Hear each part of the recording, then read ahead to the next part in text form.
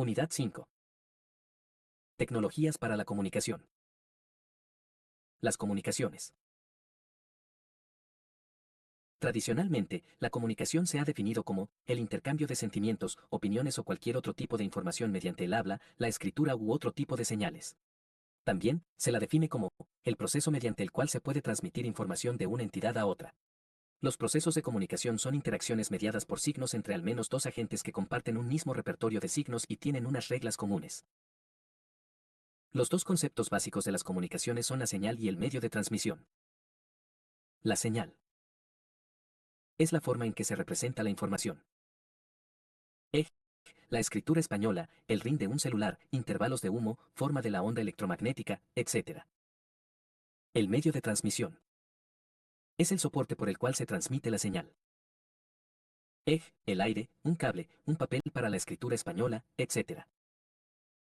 Telecomunicaciones.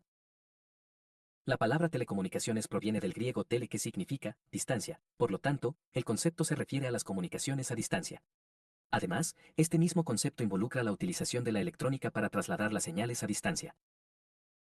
Las señales en las telecomunicaciones. Existen dos tipos básicos de señales que se utilizan en las telecomunicaciones, las señales analógicas y las señales digitales. Señales analógicas. Una señal analógica puede verse como una forma de onda que toma un continuo de valores en cualquier momento dentro de un intervalo de tiempo. Por ejemplo, utilizando un micrófono, es posible pasar la onda acústica de la voz humana a una pequeña señal eléctrica, cuyo nivel de tensión siga una analógica con la variación sonora en volumen y frecuencia. Esa onda eléctrica luego puede ser tomada por un altavoz y convertida nuevamente a una onda acústica. Señales digitales. La señal electrónica digital es muy simple, ya que su objetivo es transmitir dos tipos de estados, 0 o 1, bajo o alto o como quiera designarse a los estados binarios. Por ejemplo, las señales eléctricas analógicas de la gráfica anterior pueden ser digitalizadas tomando muestras del valor de la señal y pasando cada uno de esos valores a un valor binario, y luego, en lugar de transmitir una señal analógica, se transmite una señal digital. En las figuras de abajo, se puede ver, en la parte superior, una onda analógica, y en la parte inferior, los puntos de muestreo, que son solo algunos puntos de la onda analógica, que serán tomados de esa onda para luego ser digitalizados. También, se puede ver la señal digital que será transmitida, utilizando 8 bits para expresar cada punto del muestreo seleccionado. Por ejemplo, una onda digital puede ser de entre 3 y 5 voltios para representar un 1, y de entre 0 y 1 voltio para representar un 0. La parte superior de la figura 4 muestra la representación binaria de un punto de la muestra. La imagen inferior muestra los valores, en voltios, reales de la onda que representa los ceros y unos. Un punto de la muestra. Valor binario del punto de muestra. Una señal eléctrica puede enviar información analógica o digital, de igual forma lo puede hacer una onda electromagnética u otro tipo de señales. Lo que varía es la forma en que se utiliza la señal. Modulación. Una señal se modula para transportar la información que se desea y por tanto la modulación dicta la forma definitiva de la señal. Modulación por amplitud. Los unos y ceros están representados por diferencias en la amplitud de la señal. Ciclos de igual amplitud, voltaje, determinan un 0 o un 1. La velocidad de transmisión está limitada por las características físicas del medio de transmisión. Modulación por frecuencia. Los unos y ceros están representados por diferencias en la frecuencia de la señal. Los ciclos de igual frecuencia, ciclos por segundo, determinan un 0 o un 1. Modulación por fase. Los ceros y los unos se codifican por un desplazamiento de la fase en la modulación de la señal eléctrica. Por ejemplo, una fase puede comenzar en 0 grados para codificar un 0 binario y cambiar a centésimo octogésimo para identificar el cambio de estado binario y representar un 1. El ancho de banda de un medio de transmisión. El ancho de banda de un medio de transmisión se puede definir como el espacio entre la frecuencia superior e inferior que se puede transmitir sin distorsión por un medio de transmisión. Velocidad de transferencia. La velocidad de transmisión, también denominada tasa de bits, se refiere a la cantidad de bits que pueden transmitirse entre equipos digitales en un periodo de tiempo. Normalmente se utiliza el segundo como espacio de tiempo y se denomina bits por segundo, bps, la b debe ser siempre minúscula para no confundirla con los bytes. La escala de medición es la siguiente. kbps o 1000 bits por segundo, kilobit por segundo, mbps o 1.000.000 de bits por segundo, megabit por segundo, gbps o 1.000 millones de bits por segundo, gigabit por segundo, etc. Un medio de transmisión es un canal que posibilita la transmisión de información. Se los clasifica en dos grandes grupos, guiados y no guiados. Medios de transmisión guiados. Se denominan medios de transmisión guiados a aquellos en los que la información es guiada por un medio físico hacia un punto determinado y son los siguientes. Pares trenzados. Pares trenzados cable coaxial fibra óptica. El cable de pares trenzado se produce con dos hilos de un material conductor, generalmente cobre, cada uno recubierto por un material aislante. Los hilos se trenzan con el objetivo de evitar interferencias. Los cables de par trenzado no son caros y son fáciles de conectar. Tienen la desventaja de tener que usarse a distancias limitadas, ya que la señal se va atenuando muy rápidamente. Existe una gran variedad de cables trenzados para responder a distintas necesidades, distancia, lugar, protocolo, etc.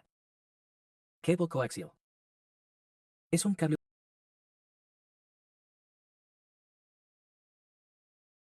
utilizado para transportar señales eléctricas de alta frecuencia. Este posee dos conductores concéntricos, uno central, llamado vivo, encargado de llevar la información, y uno exterior, de aspecto tubular, llamado malla o blindaje, que sirve como referencia de tierra y retorno de las corrientes. Entre ambos se encuentra una capa aislante llamada dieléctrico, de cuyas características dependerá principalmente la calidad del cable. Todo el conjunto suele estar protegido por una cubierta aislante. Existen múltiples tipos de cable coaxial, cada uno con un diámetro e impedancia diferentes.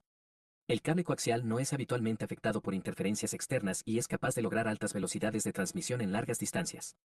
Por esa razón, se utiliza en redes de comunicación de banda ancha. Con este cable se puede llegar a transmitir datos de hasta 200 Mbps. Fibra óptica. Consiste en un cable conductor de sílice, SiO2, dióxido de silicio, es uno de los compuestos de la arena, por lo tanto, muy abundante, o plástico, solo en cortas distancias, que transmite impulsos luminosos normalmente emitidos por un láser o un LED. En este cable, el rayo de luz es direccionado dentro de él por un antiguo sistema denominado refracción. El grosor de una fibra óptica es de aproximadamente unos 125 micrómetros. Para hacer una comparación, un cabello humano tiene unos 70 microm de diámetro. Un cable de fibra óptica está compuesto por varias fibras ópticas. Los cables de fibras ópticas comparten su espacio con hilos de aramida, fibra sintética, robusta y resistente al calor, que le confieren la necesaria resistencia a la tracción. La fibra óptica está formada por tres capas. El núcleo, por el cual se propagan las ondas de luz. El revestimiento del núcleo, generalmente del mismo material que el núcleo, pero con algún aditivo agregado que le cambia el índice de refracción y de esta forma confina la onda de luz al conducto central o núcleo. El foro, por lo general está fabricado en plástico y asegura la protección mecánica de la fibra. Medios de transmisión no guiados. En este tipo de medios de transmisión, las ondas no son dirigidas por un cable, sino que son lanzadas al aire con la ayuda de antenas para transmisión y tomadas del aire por antenas receptoras. El portador de la información entre la antena emisora y la receptora son ondas electromagnéticas. Esta transmisión es mucho más susceptible de recibir interferencias y ruidos que utilizando medios guiados. Una onda electromagnética es un tipo de radiación en forma de onda que se caracteriza por poseer dos campos, un campo eléctrico y otro campo magnético, oscilando perpendicularmente entre sí. Se denomina espectro electromagnético a todo el rango posible de radiación electromagnética. Esto incluye las ondas de radio, los rayos infrarrojos, la luz, los rayos ultravioletas, los rayos X, los rayos gamma, etc. En función de lo anterior, el espectro radioeléctrico o de radiofrecuencia, RF, se refiere a la porción del espectro electromagnético en el cual las ondas electromagnéticas pueden generarse alimentando a una antena con corriente alterna. La tabla a continuación presenta las bandas de RF más importantes. Frecuencia, abreviatura, frecuencia y longitud de onda, aire, ejemplos de uso. Tremendamente baja TLF, 3 Hz, 100.000 km ruido natural o provocado por el hombre.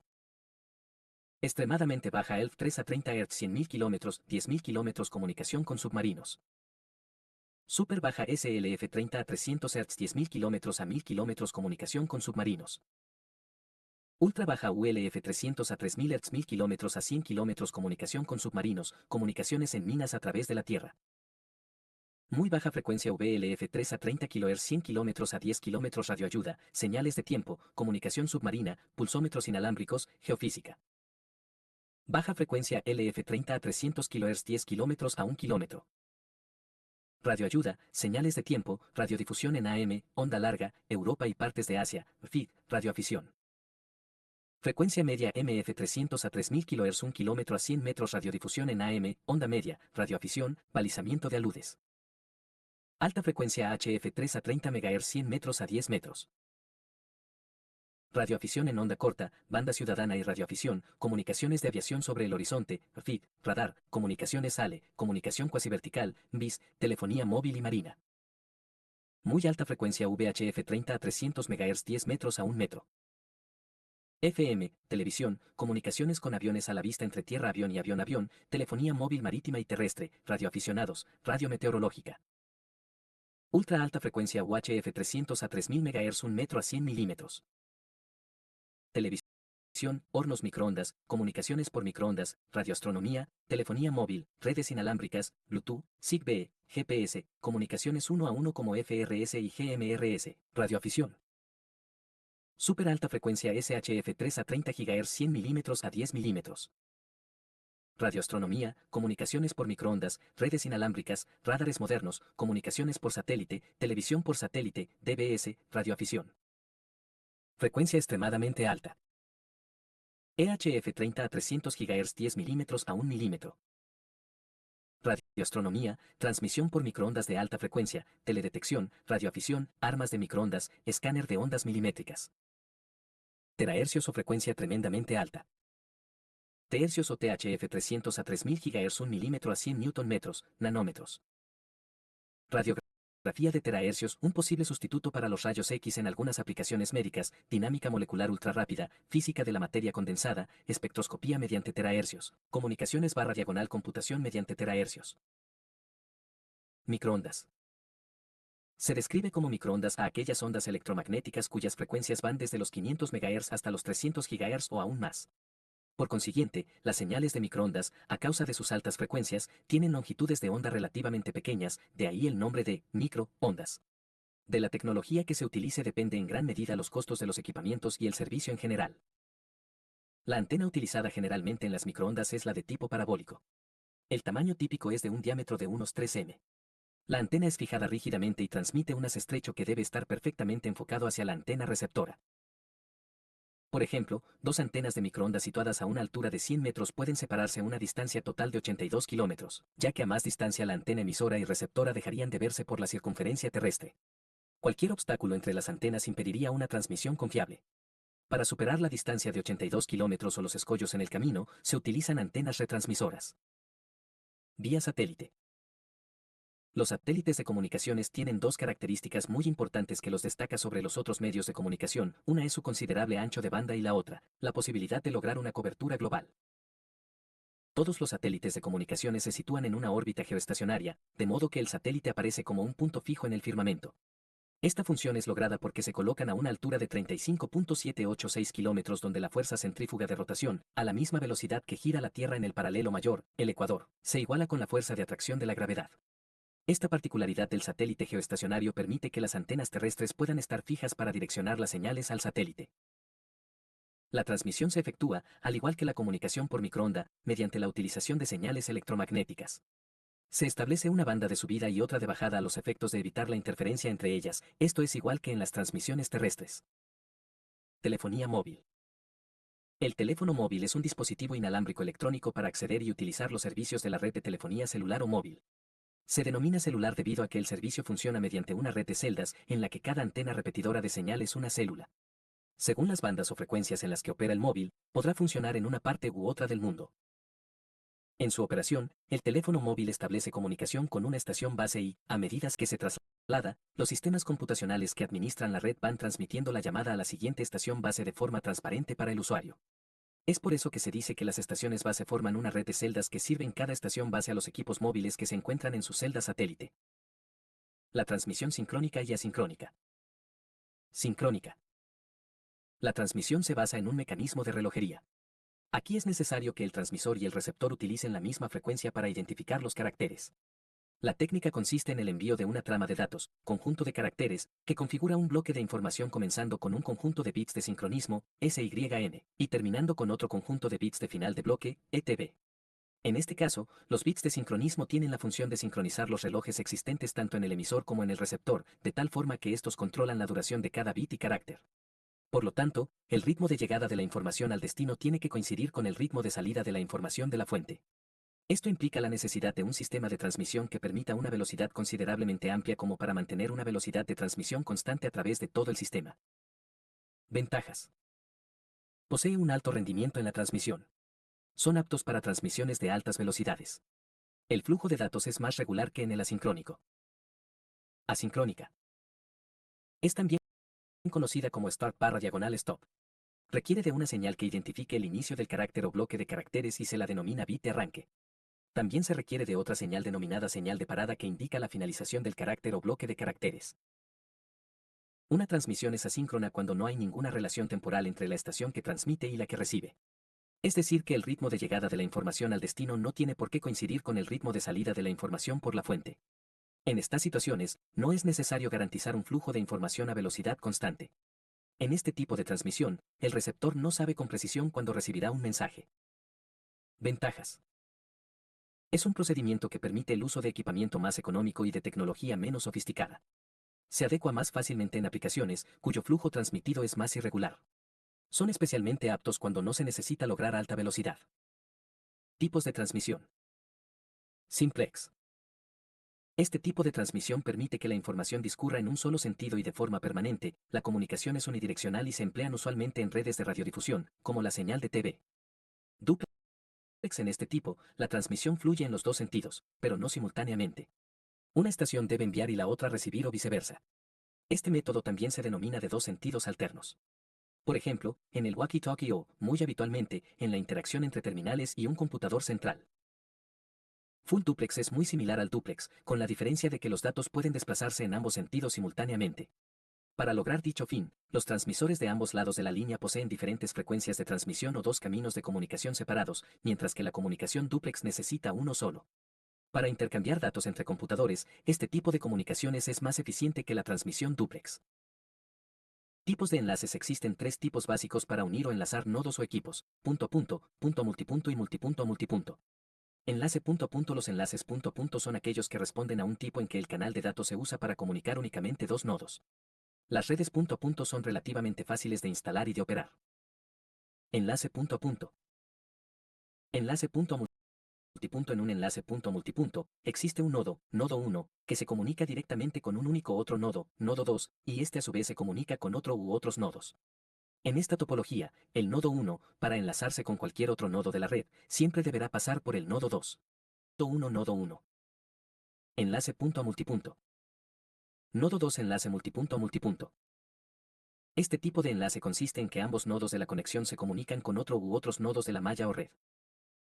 Nodo 1. Enlace multipunto a multipunto. Nodo 2. Redes de datos se denominan redes teleinformáticas al sistema de transmisión formado por los medios físicos y programas, hardware y software, que permiten la transmisión de informaciones entre computadoras y periféricos. La característica fundamental de las redes es que la comunicación puede establecerse entre todos los nodos de la red a los efectos de compartir información. Una red de computadoras dentro de un aula destinada a dar un determinado curso no tiene mucho que ver con la transmisión de información a distancia. Pero muchos de los elementos de hardware y software que se utilizan para armar dicha red también son utilizados en las telecomunicaciones y, por ende, son pertenecientes a la disciplina de la teleinformática. Por otro lado, una red que une tres sucursales de una empresa, una ubicada en París, la otra en Tokio y otra en Buenos Aires, ciertamente que se relacionan directamente con la teleinformática. Es decir, que a medida que las redes de datos vinculan nodos más alejados, más se relaciona con la teleinformática. Por lo expuesto, surgió con mucha fuerza el concepto de redes LAN, Local Area Network, o redes de área local y redes WAN, Wide Area Network, o red de área amplia. Obviamente que las redes WAN caben perfectamente en la disciplina de la teleinformática, mientras que las redes LAN se mantienen un poco más alejadas. Una red LAN podría definirse como una red que une computadoras cercanas, concepto difuso. Son redes que se limitan físicamente a un edificio o a un entorno de no más de una cuadra o de algunas cuadras. Una red WAN podría definirse como una red que une computadoras o redes LAN que se encuentren a considerable distancia. Las diferencias entre redes LAN y redes WAN son difusas. Por ejemplo, si la red de computadoras que mencionamos anteriormente, para brindar un curso dentro de un aula, se amplía a otras aulas del mismo edificio, se puede decir que se continúa dentro del concepto de red LAN. Si se vuelve a ampliar y se incorporan otras aulas de distintos edificios, pero dentro de un mismo predio o cuadra, se podría decir que se continúa dentro del concepto de red LAN, pero sin duda ya el concepto es mucho más difuso y comienza a ingresar dentro del concepto de WAN. Si esa misma red se vuelve a ampliar y se incorpora a edificios que están a varias cuadras de distancia, ya parecería ser que el concepto de LAN desaparece para comenzar a tomar vida el concepto de WAN. O podría considerarse que cada edificio involucrado contiene una red LAN y que las redes LAN de cada edificio están contenidas dentro de una red WAN. Topología de redes. La topología de red la determina, únicamente, la configuración de las conexiones entre nodos. La distancia entre los nodos, las interconexiones físicas, las tasas de transmisión, los tipos de señales y los protocolos no pertenecen a la topología de la red, aunque pueden verse afectados por esta. Topología en estrella. Una red en estrella es una red en la cual las estaciones están conectadas directamente a un punto central y todas las comunicaciones se harán necesariamente a través de este. La estación central posee el control total de las estaciones conectadas a ella. Topología de anillo. Una red en anillo es una topología de red en la que cada estación tiene una única conexión de entrada y otra de salida. Las computadoras se conectan mediante un canal de comunicación en forma de círculo. Topología de bus. Una red en bus es aquella topología que se caracteriza por tener un único canal de comunicaciones, denominado bus, troncal o backbone, al cual se conectan los diferentes dispositivos. De esta forma, todos los dispositivos comparten el mismo canal para comunicarse entre sí. Topología celular. La topología celular está compuesta por áreas circulares, cada una de las cuales tiene un nodo individual en el centro. La topología celular es un área geográfica dividida en regiones, celdas, para los fines de la tecnología inalámbrica. Esta topología es solo para medios de transmisión no guiados. La transmisión pasa de un nodo al otro por medio de la zona de intercambio donde las células se entrelazan. Protocolo. Se llama protocolo al conjunto de reglas preestablecidas que regulan la interacción entre computadoras. Estas reglas definen la sintaxis y la sincronización de la comunicación, así como posibles métodos de recuperación de errores. Los protocolos pueden ser implementados por hardware, software o una combinación de ambos. Protocolos no orientados y orientados a la conexión. Un protocolo no orientado a la conexión es un método de comunicación en el cual el equipo remitente envía datos sin avisarle al equipo receptor, y éste recibe los datos sin enviar una notificación de recepción al remitente. Los datos se envían entonces como bloques. Por el contrario, mediante un protocolo orientado a la conexión, la transmisión de datos durante una comunicación establecida entre dos máquinas estará controlada. En este esquema, el equipo receptor envía acuses de recepción durante la comunicación, por lo cual el equipo remitente es responsable de controlar que los datos que está enviando lleguen a destino. Los datos se envían entonces como flujo de datos. Red de comunicaciones. Existen dos formas básicas de comunicación en la red, por conmutación de circuitos o circuit switching o por conmutación de paquetes o packet switching. Circuit switching. En esta forma, los dos puntos de una conexión mantienen un fluido de información continuo. Los dos extremos de la comunicación mantienen el canal de comunicación en forma exclusiva, mientras que desean estar comunicados. Un ejemplo muy conocido de esta forma es la comunicación telefónica tradicional. Packet switching o conmutación de paquetes. A partir de un protocolo que transfiere paquetes conmutados, el intercambio de información entre dos puntos se realizará en bloques de información con un tamaño específico. En el origen, extremo emisor, la información se divide en paquetes, a los cuales se les indica la dirección del destinatario. Cada paquete contiene, además de los datos, un encabezado con la siguiente información: prioridad, número de orden, direcciones de origen y dirección de destino. Las ventajas de la conmutación de paquetes son: A. La eficiencia de la línea es mayor, ya que el canal de comunicación puede ser usado por múltiples comunicaciones simultáneamente. En conmutación de circuitos, la línea se utiliza exclusivamente para una conexión, aunque no haya datos para enviar.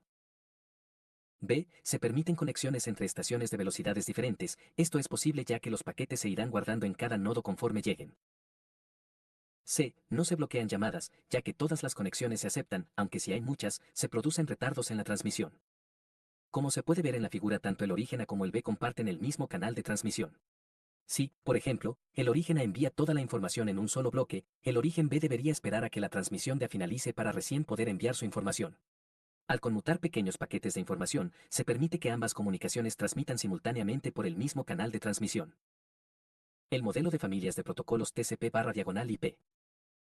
Las capas del modelo TCP/IP son 4.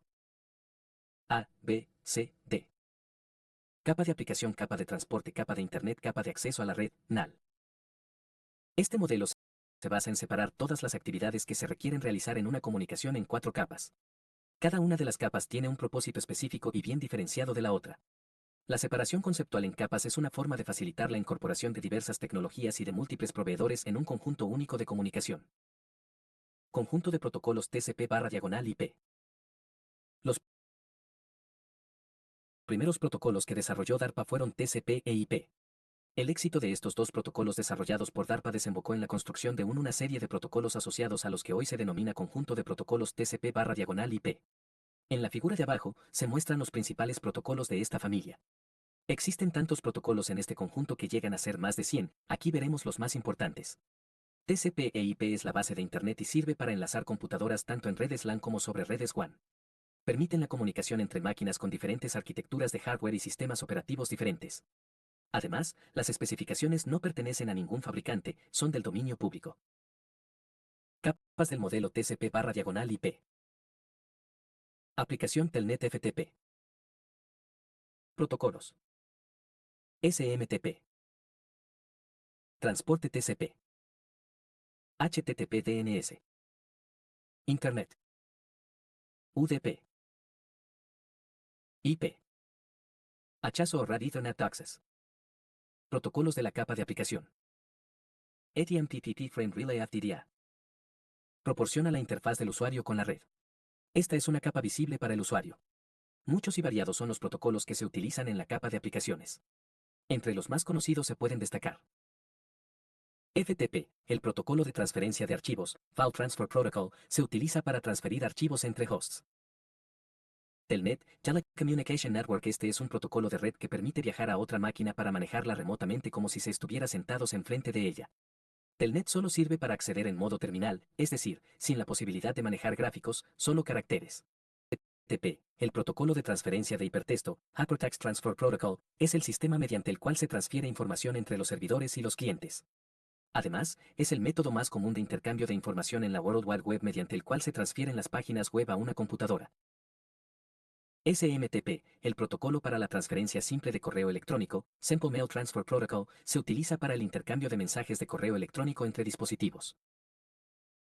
POP3, el protocolo de oficina de correo, Post Office Protocol, se utiliza para obtener los mensajes de correo electrónico almacenados en un servidor de correo electrónico. Protocolos de transporte. El nivel de transporte o capa de transporte es el segundo nivel del modelo TCP/IP. Es el encargado de la transferencia libre de errores de los datos entre el emisor y el receptor, aunque no estén directamente conectados, así como de mantener el flujo de la red. La tarea de esta capa es proporcionar un transporte de datos confiable y económico de la máquina de origen a la máquina destino, independientemente de la red o redes físicas que deban atravesarse. Para permitir que las aplicaciones accedan al servicio de transporte, la capa de transporte debe proporcionar algunas operaciones a los programas de aplicación, es decir, una interfaz del servicio de transporte a las que se llaman primitivas. Protocolo TCP. El protocolo de control de transmisión TCP, Transmission Control Protocol, es un protocolo orientado a la conexión, está documentado en la RFC 793. Es uno de los principales protocolos de la capa de transporte del modelo TCP/IP. Muchos programas dentro de una red de datos pueden usar este protocolo para generar conexiones entre sí. El protocolo garantiza que los datos serán entregados en su destino sin errores y en el mismo orden en que se transmitieron. Además, proporciona un mecanismo para diferenciar aplicaciones dentro de una misma máquina a través del concepto de puerto. Protocolo UDP. User Diagram Protocol, UDP, es un protocolo no orientado a conexión. Está definido por la RFC 768. Se utiliza en reemplazo de TCP cuando la velocidad es importante y la confiabilidad no representa una inquietud. Protocolo de la capa de Internet, IP, Internet Protocol, en español.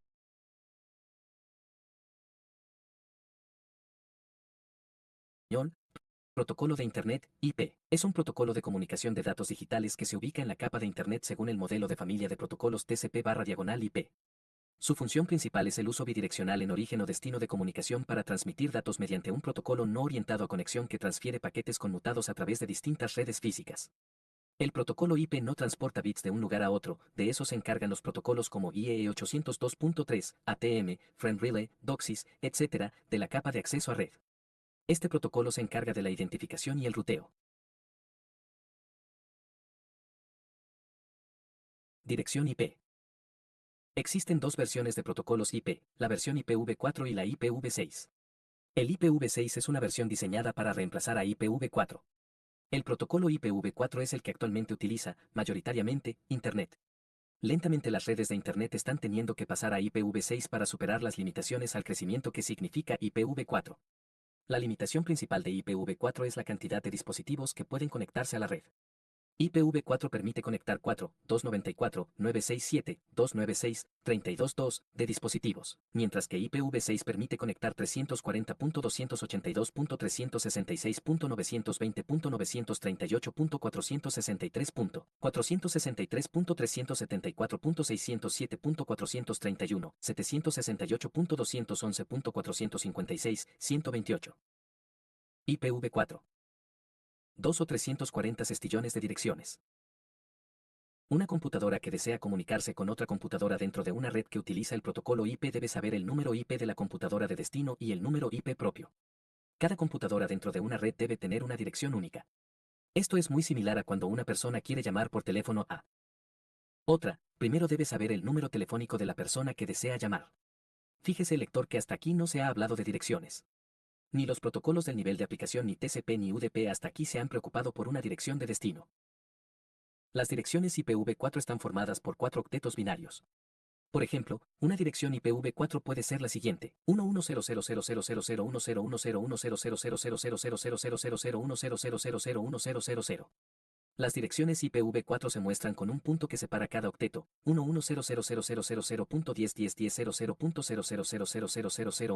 11000000010100000000000000000000000000000000000000000000000000000000000000000000000000000000000000000000000000000000000000000000000000000000000000000000000000000000000000000000000000000000000000000000000000000000000000000000000000000000000000000000000000000000000000000000000000000000000000000000000000000000000000000000000000000000000000000000000000000000000000000000000000000000000000000000000000000000000000000000000000000000000000sz00ʁʁʁʁʁʁʁʁʁʁ Para que esta dirección sea más comprensible para los humanos, la computadora las muestra en decimal, por ejemplo, 192.168.1.8, que es la expresión decimal del octeto anteriormente descrito. Por ejemplo, 192 es igual al número binario 11000000. La organización responsable del otorgamiento de las direcciones IP es la Corporación de Internet para la Asignación de Nombres y Números, en inglés, Internet Corporation for Assigned Names and Numbers, ICANN.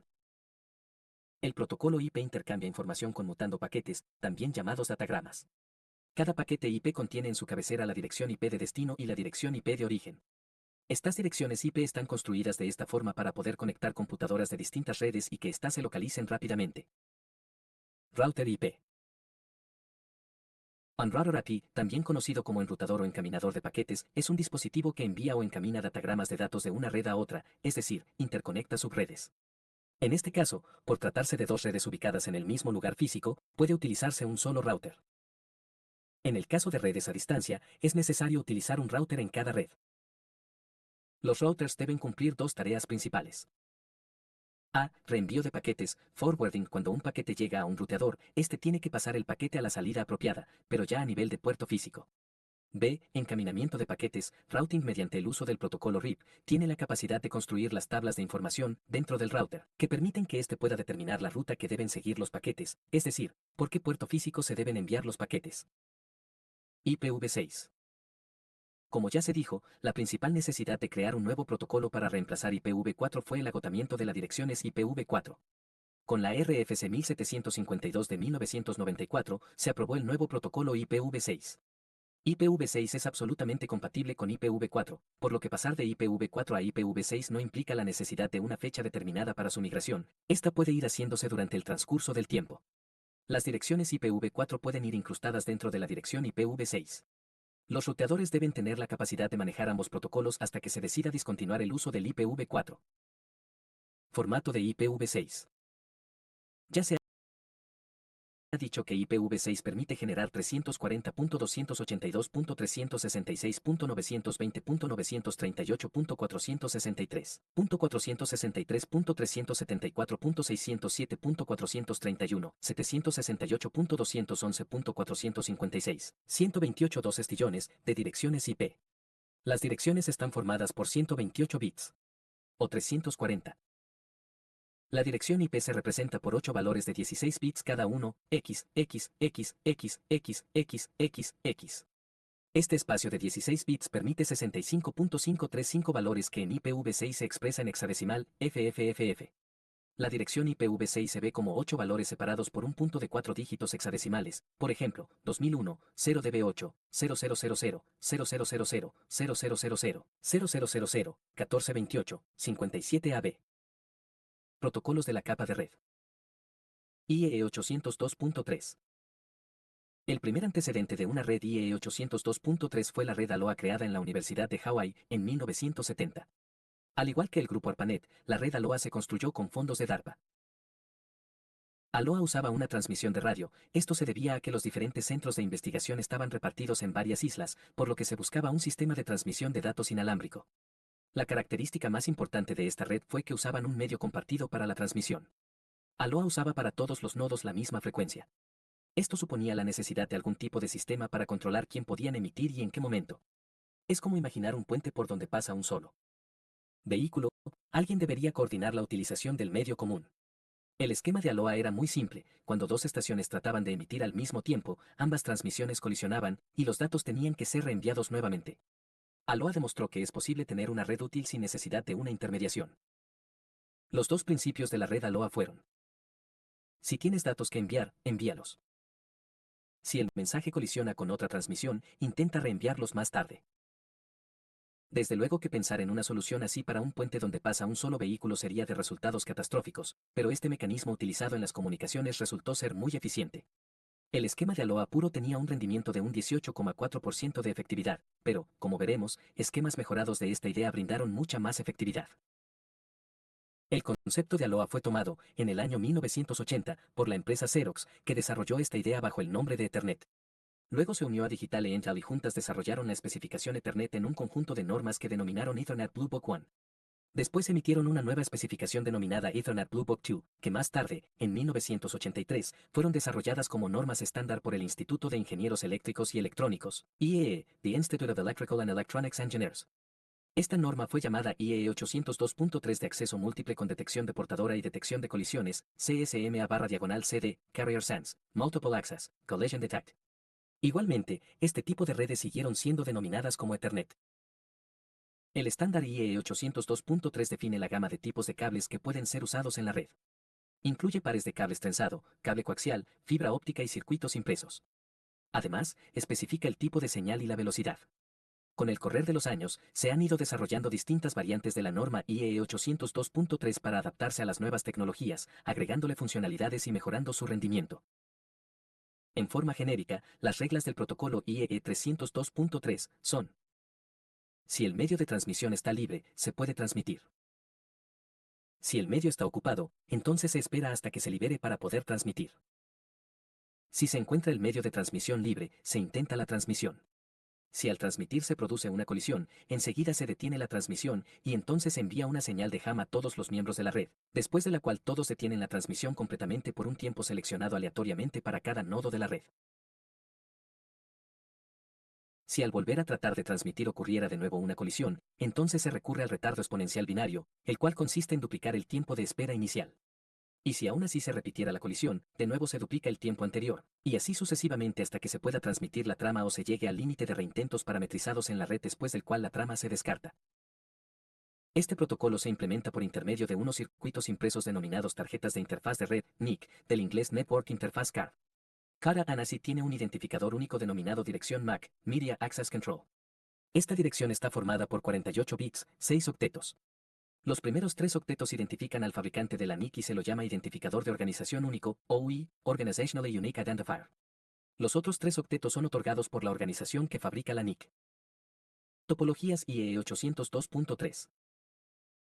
En esencia, la topología de IEE 802.3 es de bus, pero la forma de implementarla, en la mayoría de los casos, asemeja a una topología estrella.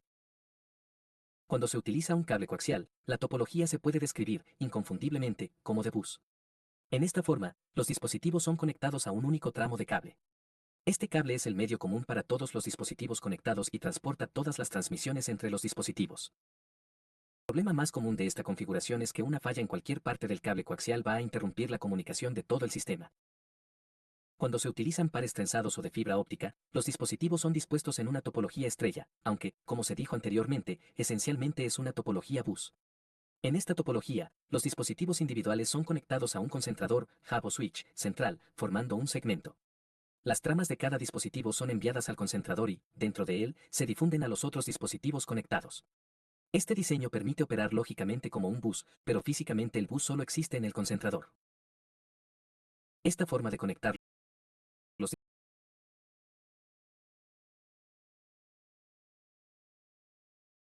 los dispositivos simplifica la administración de la red, ya que cada tramo de cable conecta solo una NIC al concentrador. Si una NIC no puede comunicarse exitosamente con simplemente conectarla a otra salida del concentrador, es posible identificar si el problema es del dispositivo o del concentrador. Por la baja performance de los hubs, debido a la gran cantidad de colisiones que dentro de él se producen, se han reemplazando por el switch, que se asemeja mucho a los hubs, pero que están pensados para evitar las colisiones de las tramas.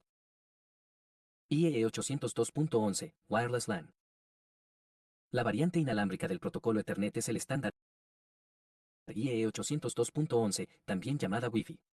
Esta tecnología es muy similar a IEEE 802.3 en muchos aspectos. El método de acceso al medio de IEEE 802.11, a diferencia con IEEE 802.3, es MACAP. El problema de las líneas inalámbricas es que las colisiones se producen en el aire y, por lo tanto, no pueden ser escuchadas.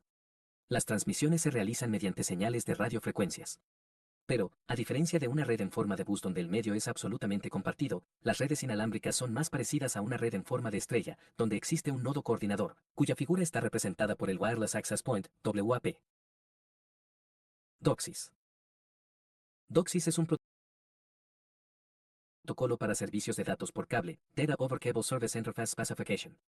Fue desarrollado por Cable Labs, con la contribución de las siguientes compañías: 3Com, Arris, Breakband Networks, Broadcom, Cisco, Conexant, Corellant, Harmonic, Intel, Motorola, Netgear, Technicolor, Terayon y Texas Instruments. Este grupo se denomina Multimedia Cable Network System Partners Limited, MCNS. Por ser una de las redes más importantes que conectan a los hogares y a muchas pymes con Internet, además de ser una de las que más futuro promete, se le dedicará un espacio destacado. El cable que llega a los hogares para brindar servicios de televisión ahora se ha convertido en una de las redes de datos más importantes. Por este cable, se transfieren datos de alta velocidad para proveer, fundamentalmente, servicios de Internet, entre ellos, telefonía IP, pero no solo esto, sino que además se provee de servicios intensos, como video digital, TV de alta definición, HDTV, y video por demanda, VOD. El protocolo que se encarga de toda esta tarea es DOCSIS, que se aplica sobre una infraestructura HFC que se refiere a las redes híbridas de fibra óptica y cable coaxial, Hybrid Fiber Coaxial. Este protocolo se ubica dentro del nivel de acceso a red dentro de los protocolos del conjunto TCP/I. El 7 de agosto de 2006 salió la especificación DOCSIS 3.0, que soporte IPv6 y channel bonding, que permite utilizar varios canales simultáneamente, tanto de subida como de bajada, por lo que el nuevo protocolo llega a velocidades de descarga de datos de 160 Mbps y subidas a 120 Mbps. DOCSIS se instala sobre una red de punto multipunto, que exige un manejo muy distinto y en cierta forma más controlado que el protocolo Ethernet, que se instala sobre una red donde todos compiten por el medio. Una red de un prestador de servicios de cable módem tiene la siguiente topología. ATM. El modo de transferencia asíncrona ATM, Asynchronous Transfer Mode, es una tecnología de telecomunicación desarrollada para hacer frente a grandes demandas de capacidad de transmisión. Si bien hoy están naciendo nuevas tecnologías, la mayoría de las redes WAN públicas y privadas que demandan gran capacidad de transmisión son ATM.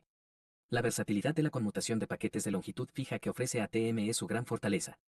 ATM se basa en la multiplexación de celdas, así se llama a los paquetes de datos en ATM, de longitud fija, 53 bytes, y es una tecnología orientada a la conexión.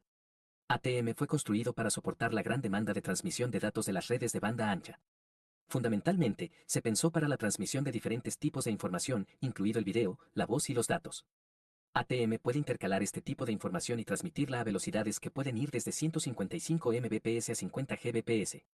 Las redes ATM tienen su propia forma de envío y enrutamiento de paquetes con su propio manejo de direcciones. ATM surgió en los años 80 alejado de la familia TCP/IP y hasta cierto punto podían verse como protocolos competidores. ATM fue impulsado fuertemente por las grandes compañías de telefonía. Con el correr del tiempo y la gran difusión de TCP/IP, estos protocolos se han ido acercando para funcionar integradamente.